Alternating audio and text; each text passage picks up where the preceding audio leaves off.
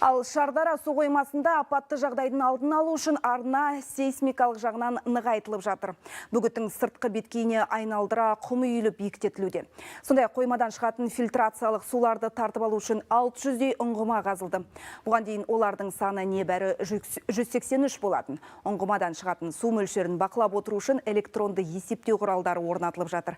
Соның нәтижесінде гидротехниктер бұрынғыдай су деңгейін қолмен өлшемейді. Құрылыс былтыр басталған еді. Оған қазынадан 7 миллиард 700 миллион теңгеден астам қаржы бөлінген. Қазір жоспарланған жұмыстың 3/1 атқарылды. Жарты ғасырдан астам уақыт ішінде стратегиялық нысанға дәл мұндай нығайту жұмыстары алғаш рет жасалып отыр. Аткөзімізден бастап құммен қайтадан көтеріп жатырмыз. Бұған 1 миллион куб құм кетеді. Тағы да нығайту үшін. Оның кейін су беткейдің тозған нелерін бар қайтадан бетондалып, темір бетонмен қапталады барлығы.